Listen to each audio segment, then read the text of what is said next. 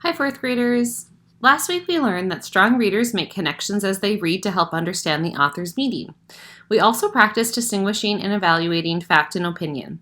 This week we can use those strategies as we read and analyze persuasive letters. Today we'll review our current understanding of the genre and identify features of the genre that you already know. So I want you to take a look at what's on the screen. Take a look at the web that says features of a persuasive letter. I'll go ahead and highlight that now. Features of a persuasive letter. I want you to think back to part of the year when you wrote a persuasive letter. This is something that we've already studied as far as writing goes, but we have not studied the genre in reading. So this week we're going to be focusing on the genre features of a persuasive letter. So, questions. Well, what is a persuasive letter? Are you able to answer that? I'll let you think for a moment. A persuasive letter is a letter that tries to convince readers to believe or to do something. A persuasive letter has a strong point of view about an idea or a problem. It includes facts and examples to support an opinion and is usually suggested a solution of how the problem would be solved. Let's go to the next question. What is the purpose of persuasive letters? Why do we write them? I'll let you think for a moment.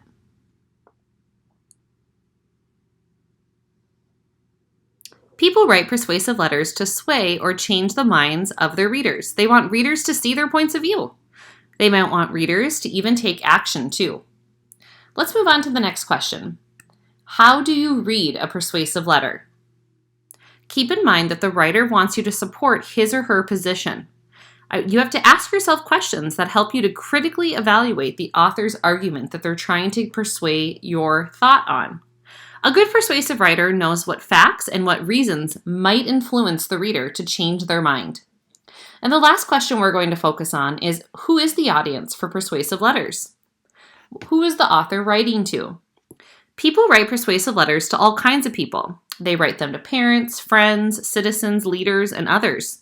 They write letters to help people understand their views. Often they want to change their audience's opinions. So if we take a look that every genre has certain features or characteristics. By knowing these features for the genre of a persuasive letter, it helps us to understand and compare the selections of stories that we read. Let's quickly review the features of a persuasive letter, things that we probably already know. I'm just going to go ahead and change the color here. We know that a feature of a letter has a strong position or point of view. So let's just pretend if we take a look at some examples of some persuasive writing prompts.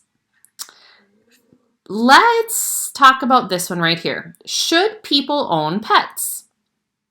Write an opinion piece about this topic. You probably already have an idea or a position of why you should own a pet, so you could probably state your opinion pretty clearly.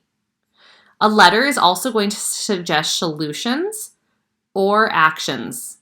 So the letter suggests solutions or actions. The letter has a specific audience in mind. Okay, so if you were to write why people should have pets or should not have pets, think about the audience that you were writing to. Let's say that you were writing the story that people should have pets, and you're trying to convince your parents that you need a pet. You have a specific audience that you would be writing to. In that case, it would be your parents. The letter will use powerful words to influence the reader.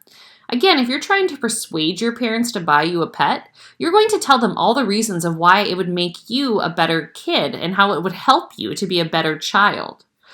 The letter uses facts and evidence to make its case.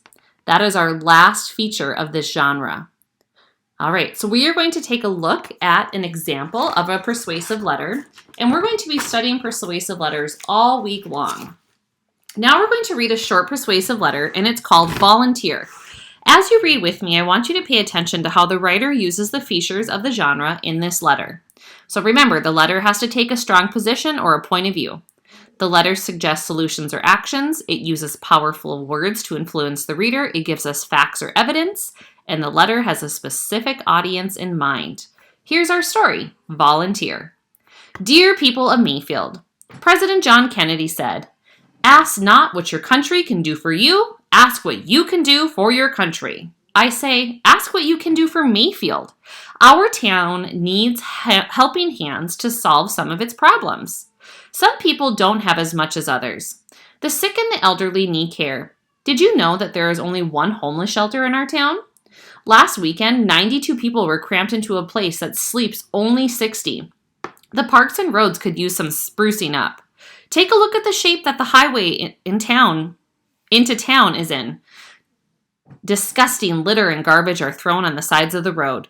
We can change all that if everyone will pitch in and give some of their time to serve the community.